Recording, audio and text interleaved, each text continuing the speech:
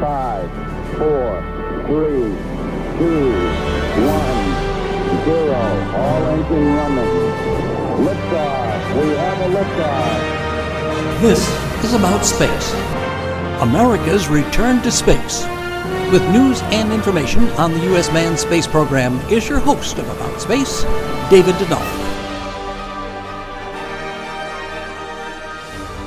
Welcome to our first program of 2020.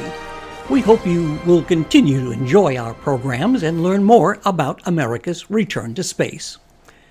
Just think that when man landed on the moon a little more than 50 years ago, Uber, Bitcoin, Instagram, the selfie stick, Spotify, Airbnb, Snapchat, Tesla, and the iPad didn't exist. Last week I was joined by our Washington Bureau Chief Rick Potlock with our reflections on America's accomplishments in space, particularly at the International Space Station, which has been orbiting the Earth every 92 minutes for nearly 20 years. With more on living aboard America's International Space Station and its stresses is our Washington Bureau Chief, Rick Potlock. The International Space Station has been in orbit for nearly 20 years. In that time, there have been 222 spacewalks. 151 U.S. astronauts have visited the station, led by Captain Mark Kelly's 4 visits. 47 Russian cosmonauts have stayed at the ISS, and astronauts from 19 countries have spent time. If you're counting, 239 individuals have experienced weightlessness in the ISS. And since we're on the subject of time and space, astronaut Jeff Williams holds the record for the most time at the ISS, spending a rather astounding 534 days at the station. A couple of debutantes, Dr. Jessica Meir and Christina Koch, shared their experiences. Dr. Meir shared her thoughts on getting used to the environment of space. One of the unexpected things that was really interesting to me, especially given my background as a physiologist, was how your brain adapts really quickly to the environment. It was really interesting when I first arrived. We are so conditioned on the ground to think feet are down, and if I drop something, it's going to fall down to my feet. Of course, that doesn't happen here, as you can see, but it's really difficult to convince your brain that. So when we're standing in this position in what we call the deck, this would be equivalent to the floor if we were in our training mock-up facility in Houston. So this would be the deck, this would be, say, the ceiling, and these are the 2 walls. So when we're in this orientation, everything when I first arrived felt very, very familiar.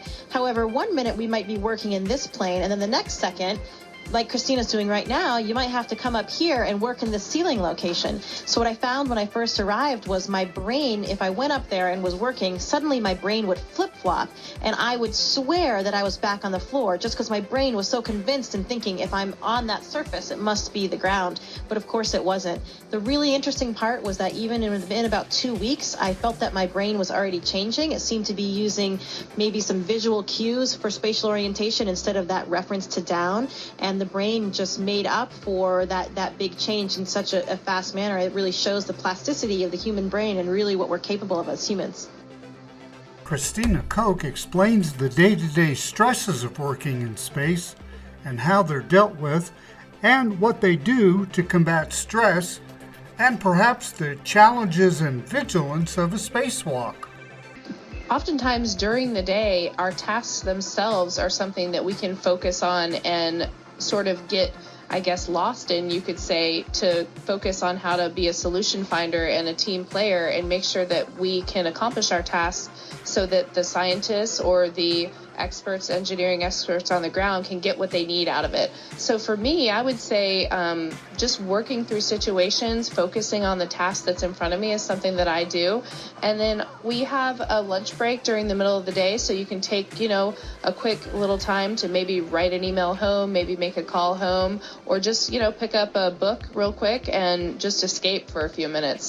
There's also looking out the window, which is an amazing escape.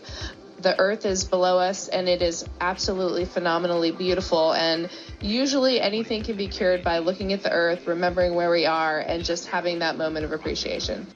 Here's something you probably didn't know about these pioneering ladies. Christina Koch also worked at the South Pole.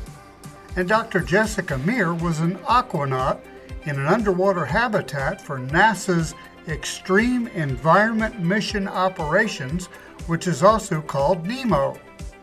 Reporting from the Washington News Bureau, I'm Rick Potlock for About Space Today.